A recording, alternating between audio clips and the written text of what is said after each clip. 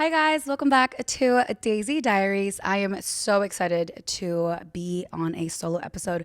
Once again, we have so much to discuss. I just want to debrief and vent to you guys about everything that has happened in my life these past couple of days. So, I actually was gone for 10 days. I got back to Dallas Monday. It's currently Wednesday, and I leave again for another 10 days. My life is about to be so crazy, chaotic, and overwhelming. But I am prepared. I am mentally preparing myself for what is about to happen in my life. So I'm going to just talk about everything. First things first, I went to Vegas, and let me tell you one thing. I am not a day drinker. Do not invite me out to day drink because I will not last. I don't know what it is about day drinking that just gets me even more drunker. I'm like, I don't know if it's the sun. I don't know what it is. I've actually never done a brunch mimosa type vibe because I feel like I will literally black out. So here's what happened. The first night that I got to Vegas, I don't know why I got there on a Thursday. It was a horrible idea because I did absolutely nothing. I was super boring that night. But my sister ended up coming and she just made everything so much better. So we immediately went to the beach day club. Didn't even get in the pool, nothing. As soon as we got there, it was just straight up like shots, shots, shots, shots. And by the time we get back to the hotel, because we had an event, it was like optional. It wasn't like mandatory, but obviously I wanted to go to get more content. By the time we get back to my hotel room, we physically could not get ready. I was like, how am I about to do my makeup? My sister's looking at me like, please don't make me do this. I was like, we have to go to this event. We actually end up having a whole therapy session. When I tell you guys that, like, I didn't grow up with my sisters like in the same household, so there are a lot of things that we didn't tell each other growing up. I feel like now that we're older, now we're finally like venting to each other, and like our trust has gotten stronger throughout the years. And so because Daphne is a little bit older than Nicole, we have a different relationship. My relationships with all my siblings are different individually. But we had a very, very, very deep therapy session. And we call them therapy sessions because the same thing happened in Mexico where it was just me and her. And we always do this when we're drunk. But it was almost like I feel like Daphne almost heals my inner child. And I feel like I do the same for her. So I just remember after we had the whole therapy session, we both realized that a whole hour had gone by. So now we have less than an hour to get ready. We end up getting ready. We go down to the lobby, and both Daphne and I were a mess. We're a complete mess. And I'm like, oh my God, dude, there's no way we're about to like go to this event and socialize and network. And like, there's just no way. So I would much rather, save myself from the embarrassment than go through it and do something that I regret. And of course, like, I want to be in my five senses, but I don't know. I'm telling you guys, I don't know. Like, we were perfectly fine at the day club, and Daphne and I were like, why aren't the shots hitting us? So we were taking more shots, and it wasn't until we got to the hotel that the shots hit us. But we eventually ended up making it out. I did a whole behind the scenes vlog on my YouTube. I'm back on YouTube and I'm so excited for that because I found my spark again, and I'm very just passionate about YouTube again. So if you want to see, I'm telling my story without the visuals, but if you want to see the visuals, head over to my main channel. We ended up surviving and making it out to dinner that night. And I think it's so funny that Daphne hates espresso martinis. I love espresso martinis. A dirty espresso martini with some tequila. It's just my favorite. It's my go-to. I love coffee and I love tequila. So an espresso martini is just my favorite thing in the entire world. So we ended up making it to dinner. And we ended up going to the club, which was a lot of fun because I have already experienced Vegas, and this was my sister's first time experiencing it. So I wanted to give her the full package. I'm like, we're going to be backstage and we're going to do this and we're going to do that. And she had a lot of fun, to say the least. And you guys can see everything on there. We ended up getting back each night One night, the first night we got back at 5 in the morning. The next day we got back at 10 in the morning. And the thing about it is like, I have never gambled in my life. I don't think I will ever gamble. I have a very addictive personality and I know myself.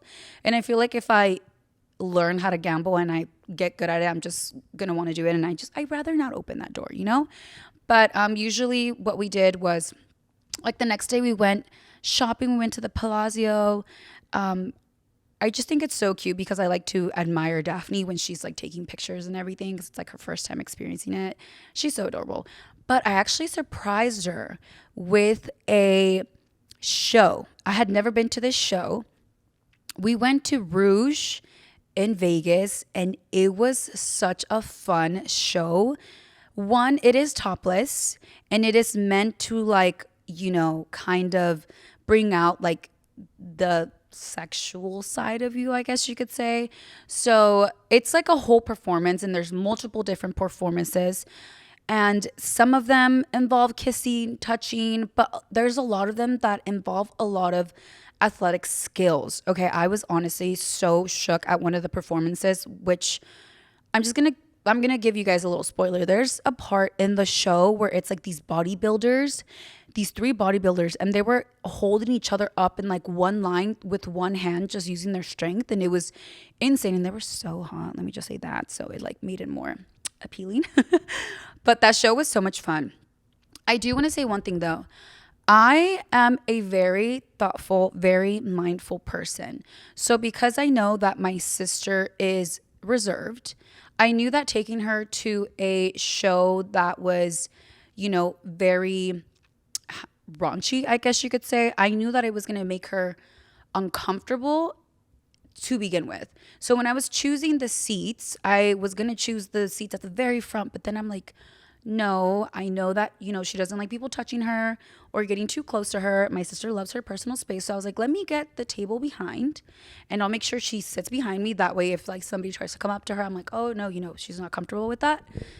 And I don't know. I wish people would understand that about me because I'm like that with my family, my friends. And if you are in my life, I will take the time to understand you, to know what you like and what you don't like. And, you know, so I'm very mindful of when I'm inviting my friends or my family or just in general. I like to pay attention to details because I hope that one day somebody does that for me and they pay attention to the little things. One thing that I'm constantly always telling like, oh, potential lovers or just like friends, it's like my favorite flower is a black dahlia. I've said it since I could remember. And nobody has ever surprised me with black dahlias, but I love black dahlias. And I just think they're a very intricate flower. But anyways, so we went to the show. We got ready for dinner and we met up with some friends. The amount of walking you do in Vegas is insane, especially for women with heels. I actually did not survive at the club with my heels because Daphne and I got dropped off at the wrong location. So we got dropped off. We were supposed to go to Delilah. We got dropped off on the opposite end and we had to basically walk through the entire hotel. By the time we got there, we were like, oh my God, we're not going to make it out. And we didn't. As soon as we got to the club, we needed to sit down. And yeah, we just ended up like hanging out with friends after. And that was that. The next day we parted ways and I was dreading the fact that I had to go on a flight and go to LA because I just wanted to rest. And as soon as I got to LA, I had to go to a friend's birthday and I was just so tired. But to me, birthdays are very, very special.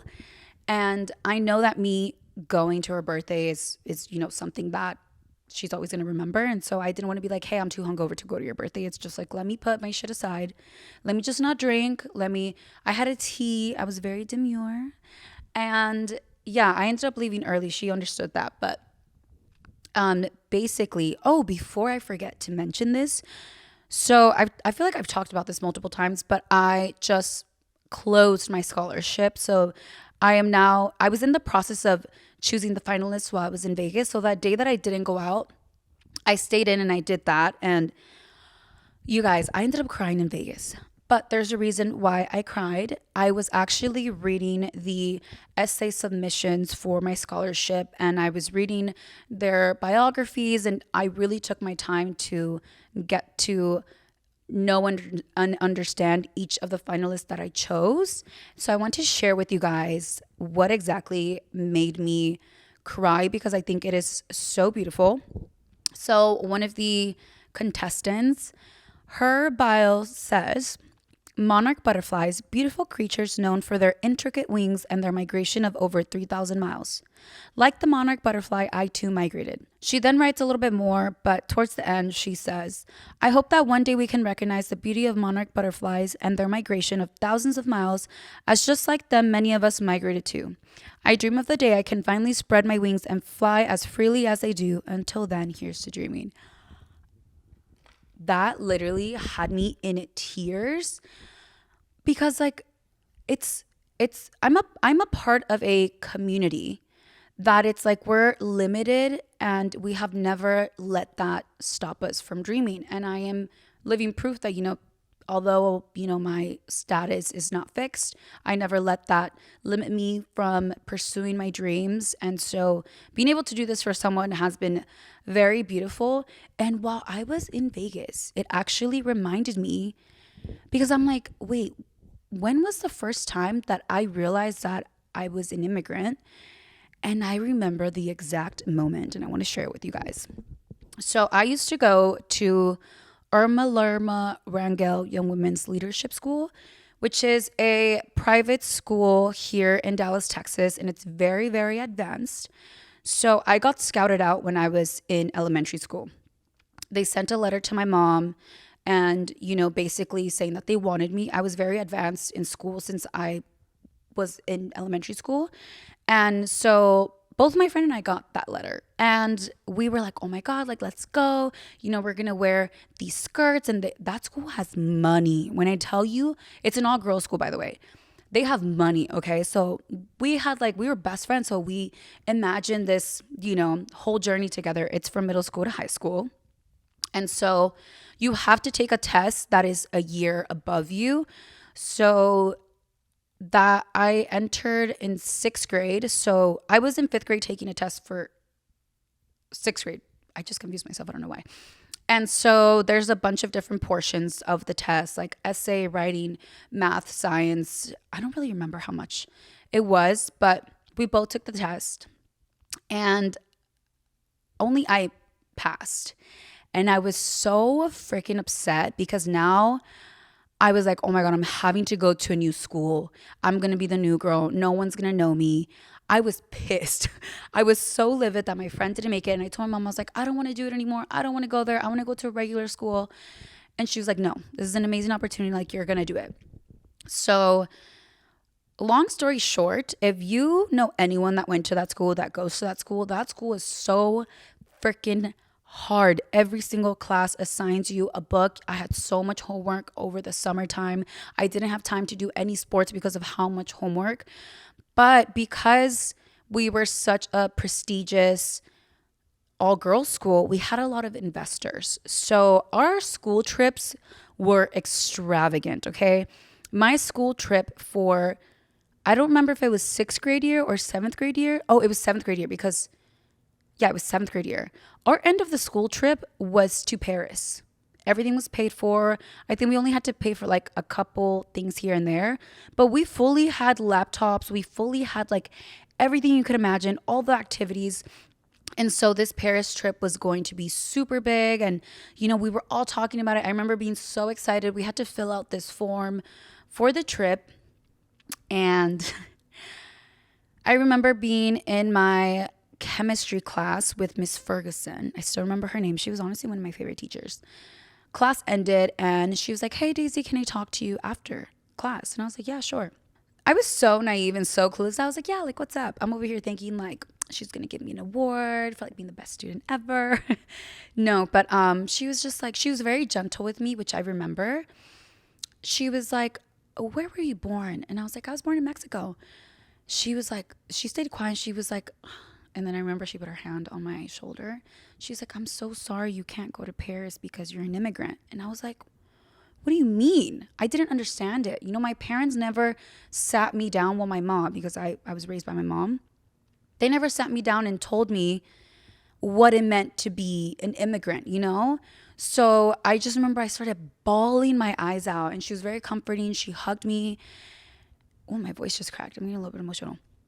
I remember the ride back home. I would take the bus. I was so sad because I knew that from that moment on, I was limited. I knew that I wasn't like the rest of the girls. I knew that I didn't fit in. And so it put me in this really weird state of mind at a very young age, because I was in sixth grade. So I was probably like 12, maybe. So I get home and I remember I was holding in my tears, and I just remember looking at my mom and I was like, Mom, I was like, ¿por qué no me dijiste? And then I start crying, and she's like, tell you what? And I was like, that I'm an immigrant. And she was just like, oh my God, like, I'm so sorry. Like, you know, like, I don't know. But I mean, yet again, like, I don't know. I don't know. I look back at it and I'm like, that must be so difficult as well. Like, if you have a child that is also an immigrant, like, at what point are you going to sit them down and be like, hey, so because you're this, you can't do that, and this and that, and you're gonna get treated like this?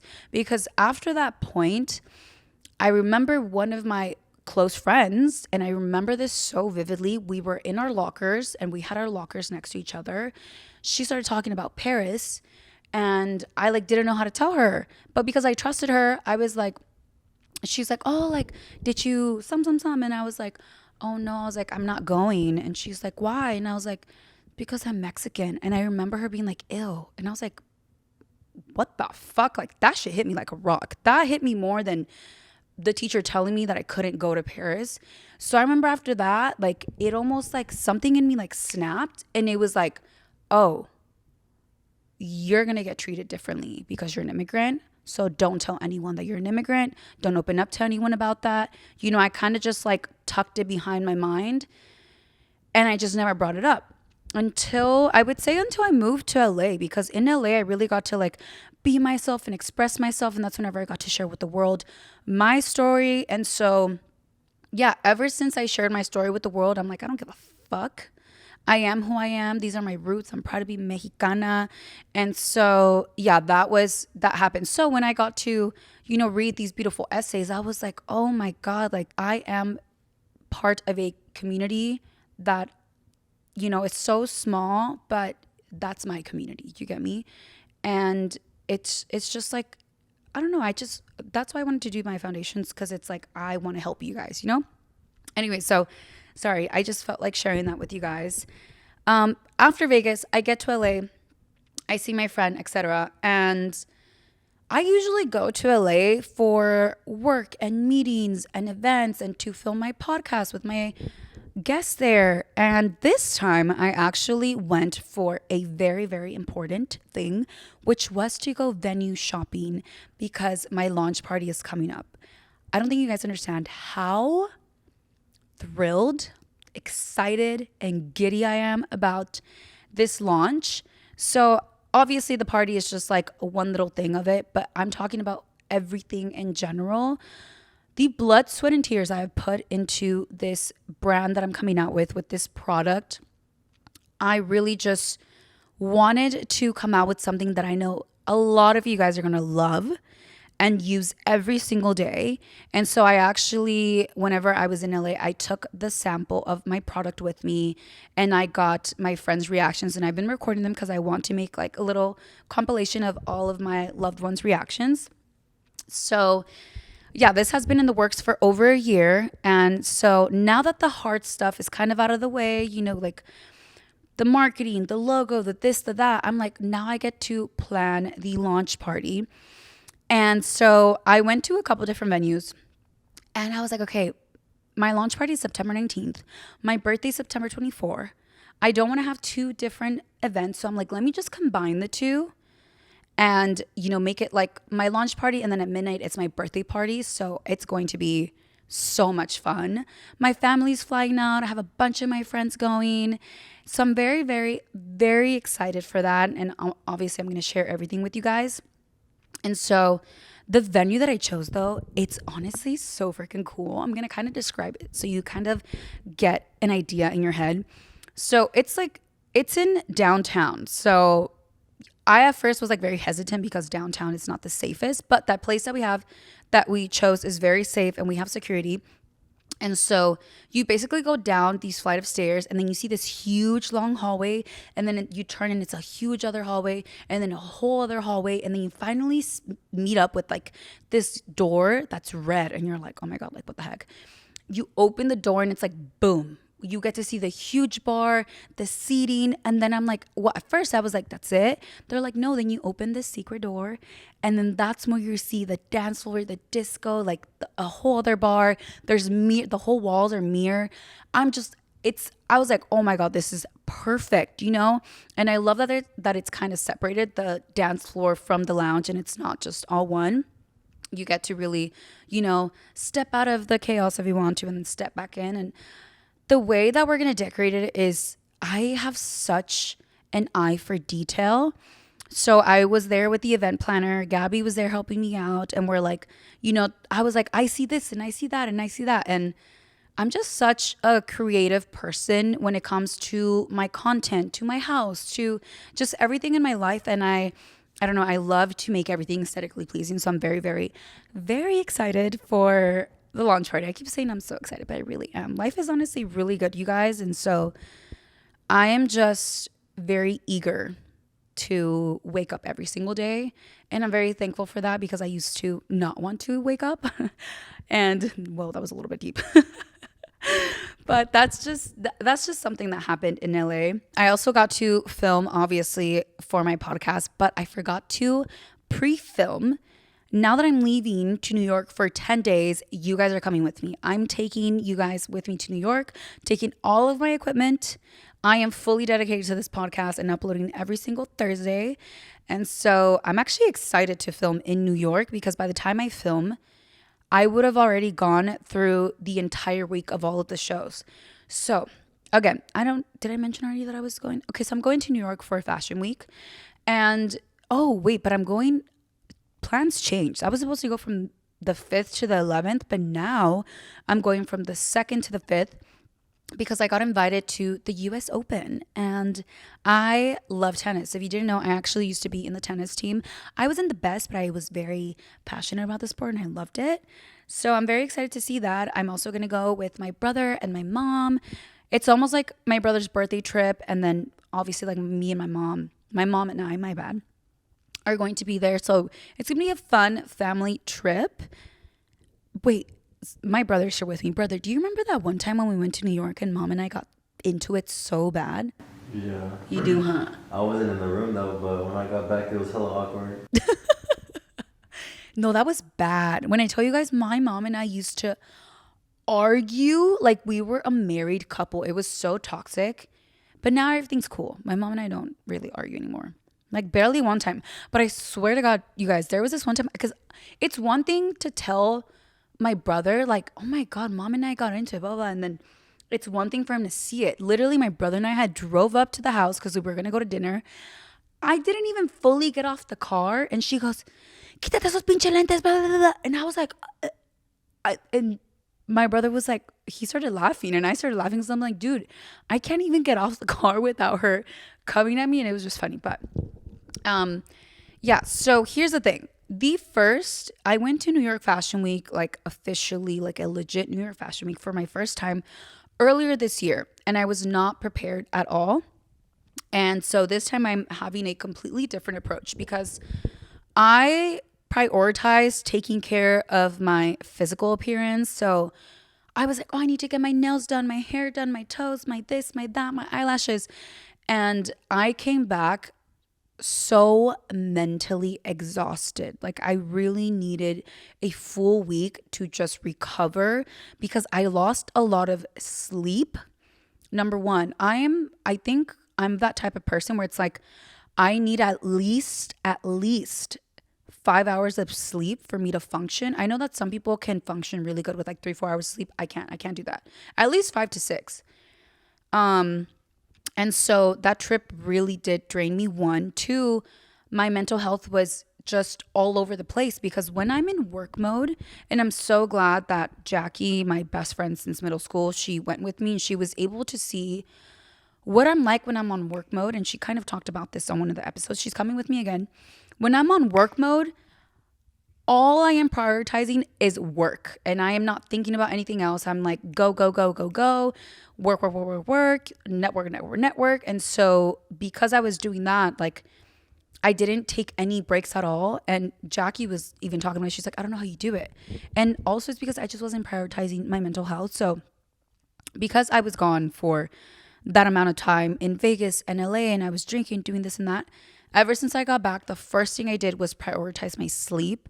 So I've been going to sleep at the same time and waking up at the same time because I'm trying to, have a routine of my sleeping schedule, because if I'm just sleeping at whatever times, my sleeping schedule is going to be all fucked. In New York, I already know that's going to be fucked, but I at least want to have a good rest this entire week, not drinking, making sure I'm taking all my vitamins, my celery juice, my sea moss. So this time I'm really prioritizing taking care of my well-being and my health, and I'm making sure that I'm working out. I'm just really making sure that I am 1010% mentally, emotionally, and physically prepared. And I know it sounds like, oh, I'm going to the Olympics. No, I just know myself, and I know that I put a lot of pressure on myself when I have events back to back to back. And so putting my mental health first now is my priority. And I used to always say yes to everything, and I would have extreme FOMO, and I would be like, I would feel obligated to go to absolutely every single event, to absolutely every single party, because I'm like, well, what if? Now, if I know that I am feeling tired, I'm overwhelmed, I don't want to go out, now I have learned how to say no and how to just, take a step back and go to sleep, take my ass home, because I never used to be like that, and I would get extreme FOMO. For those that don't know what FOMO is, it's fear of missing out. And that used to be me. I also used to be such a people pleaser. So if my team was lining up 10,000 things for me, I would say yes to everything. But now I have a team that really prioritizes my mental health as well. I'm also the type of person that will put a bunch of things on my plate, and then my publicist will be like, nope, we're taking this out, we're switching this around. I really do love my publicist. Her name is Emily. I don't think I've ever talked about her, but she's always behind the scenes. And so she is, for those that don't know what a PR team does, I had a PR team a long time ago, and then I stopped for a while. And so I just got back on a PR team last year, December, I believe. Anyways, so a PR team is different from a management team. A management team is like your manager, they're working deals for you, doing emails, and your publicists, they're the ones that are getting you the interviews, me getting to go on TV, magazine covers, red carpet events, and stuff like that. So she's going to be with me in New York. She's the one that walks me into the shows, makes sure I'm good. She's the one that is making sure that hair, glam, everyone's on time. And so she really, really is like my left brain. She keeps me so organized. And so, yeah, I'm going to a bunch of really cool shows, really cool events. And I'm also thankful that I just get to experience that with Jackie. And yeah, so now I am obviously filming the podcast. My team was like, you can take a break. I'm like, I'm not taking no freaking break. Okay, I'm taking you guys with me everywhere. And so, yeah, tonight I'm going to go to dinner. This new spot here in Dallas, actually. So we'll see how that goes. One of my love languages, you guys, is getting pretty and going to dinner.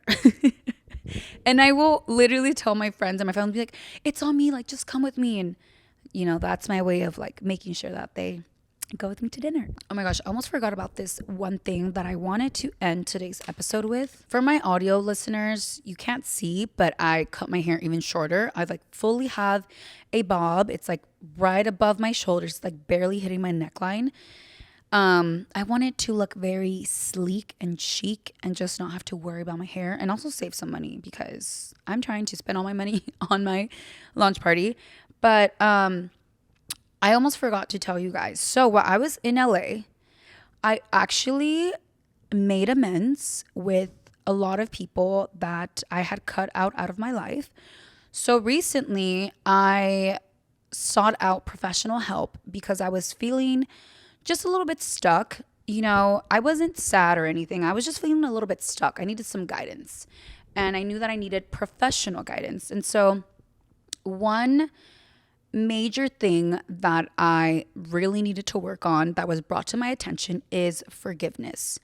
I feel like I forgive people, or so I did, but whenever we really dissected it, it was like, you are to like a surface level, but she's like, deep down, you haven't forgave them. And so she was like, do you want to live on with that energy and like that resentment in you? Or do you just want to actually, you know, sit down and speak with those people and have closure and finally close that door and move on? So I was like, oof, okay. My thing is just like, if you fuck me over, I literally will block you out of my life and pretend like you died. That was my way of coping with people walking out of my life. To me, it was just like, and I can so easily detach that it was just so easy for me to forget you. And that might sound a little bit harsh, but that is how I protect myself.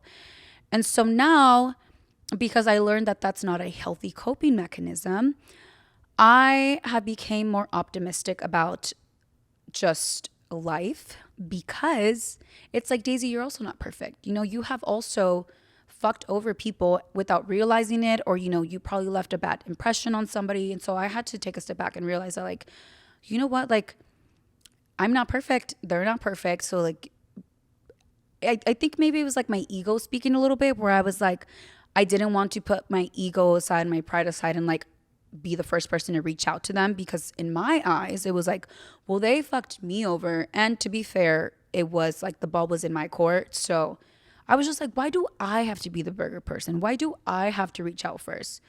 Like, I don't want to have to do that. But again, it was like years that had gone without me talking.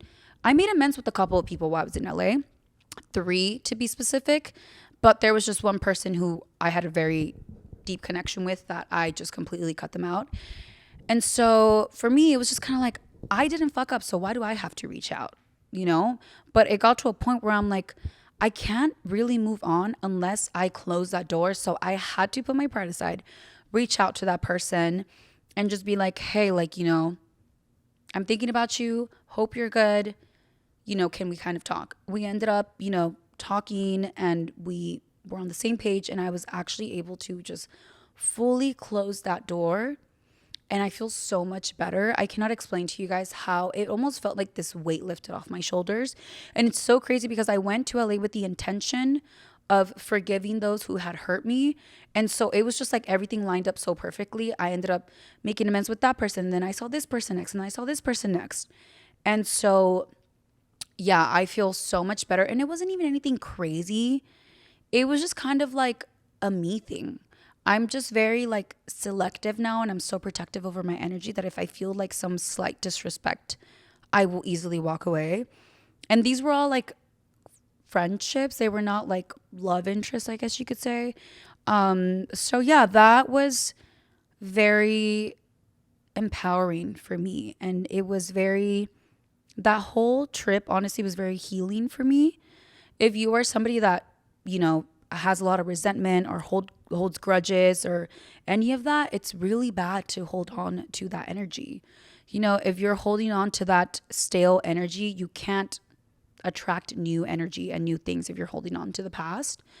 And so I feel like new opportunities are going to open. And yeah, that was a little bit vulnerable for me. I didn't even think I was going to speak on that, but I think it's very important to remember that you have to learn how to forgive, not forget, but forgive, and move on with life. It really does open up a lot of doors when you close those old doors. So yeah, I think that is it for today's episode, you guys. And I will be seeing y'all next time in New York, and I'm so freaking excited. If you want to keep up with me while I'm gone these couple of days, I post everything on my Snapchat, marquez.daisy, I think. I don't know. Just search me up on Snapchat. All my social media platforms are the same. I hope you guys have a beautiful week. Happy Thursday, and I will see y'all next time. Bye, guys.